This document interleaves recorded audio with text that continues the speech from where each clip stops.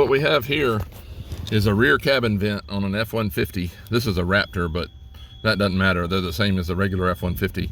It's leaking, and you see that? Not supposed to do that. It's supposed to be secure. Oh, on the top is usually where they pop loose, and then they're like this. And you can usually fix that. You can pry that up and put like a wire tie under it or something to lock it, and you can lock them back in place. The bottom, I mean, you can't really do so much. So these are a really tight fit, and I think technically you're supposed to take either the bed loose or the cab loose and shift it out of the way so you can get it out, because they only mount from the outside. So if I push this in and push this in, push that bottom one in, now I'm hitting the bed. All right, but if you can see, it's just barely touching. So I can get these on and off almost all of the time. Only once have I had to cry uncle and get somebody to take the bed or the cab loose. I think they took the cab loose and gave me some more room. I'm going to show you how I do it. It is not pretty, but it can be done. What I'm going to basically do is I'm going to pry this up a little bit right here. I'm going to jam this thing down in here, and it will be tight. When this corner clears, you'll be able to bend it and pull it out of the hole. We will basically remount the new one in there the same way. You just got to be real careful because it's got a rubber seal around it. You don't want to cut it up. So we're going to try. Here we go. So I'm just pushing it over here. I've got somebody else holding the camera right now, and you can see I've pushed this over here, and sometimes you gotta get something to push that. All right, so now I've got, there we go, it's down almost enough for me to get this, and we're kind of doing this level. Okay, so it's down there, so you can see now it's going to come out, and when it comes out, all right, there we go. All right, this is the new one. I'm going to put, you probably don't need it, but I'm going to clean this new seal. I've got a little brake clean on my rag here, or towel, and then I'm going to wipe the surface there. Now theoretically you shouldn't need this because it's a brand new piece of rubber, but if I'm going to go to the, look at this coming off, obviously it's dirty, so if I'm going to go to the trouble of putting this thing on, I'm going to have some sealer on here, because I don't want to have to come back and fix this for free later, because I guarantee my work. So a few extra seconds of doing this, and now I know I have a clean surface back there, and I'm going to apply a little bit of sealer and show you how I put it back in.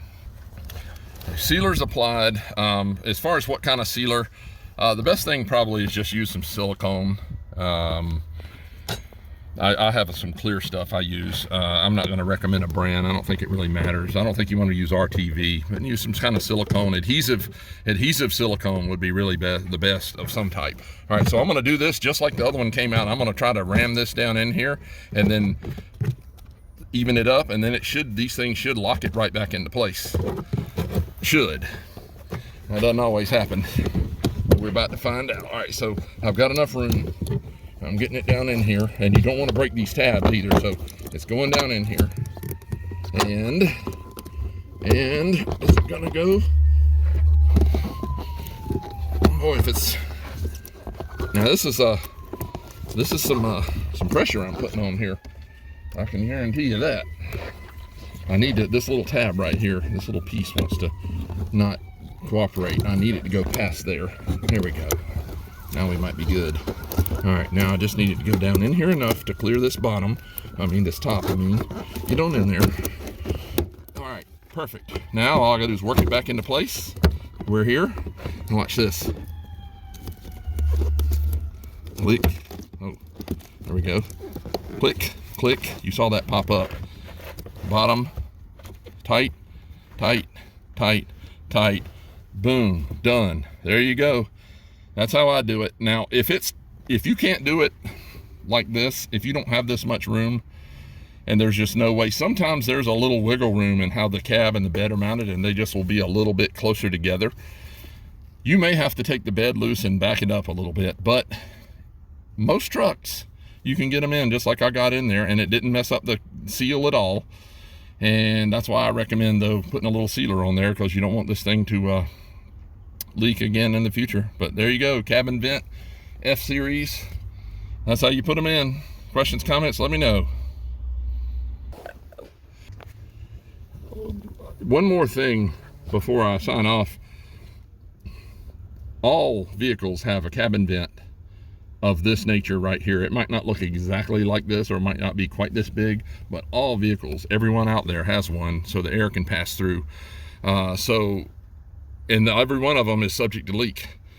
But pickup trucks in particular, they have them usually behind the back seats. So this process I just showed you, it doesn't just have to apply to an F-Series. It could apply to a Silverado or a Dodge, any number of vehicles. SUVs have them in the back. They're usually in the rear compartment and behind the side panels in the back. You can usually, sometimes there's a door, and sometimes you can just pull the panel up a little bit and they're right there. Sometimes they're in there just to the inside of the bumper. But all cars have these. So this same general process is about right. Actually, most the SUVs and stuff, you don't have to wedge them in between the bed and the cab. They usually just pop out. Usually they're behind the bumper, so that's another challenge, but they are all the same general idea. So if you have one of these and you have a leak, this pretty much general process is pretty similar on just about anything. So anyway, now questions, comments. Thank you.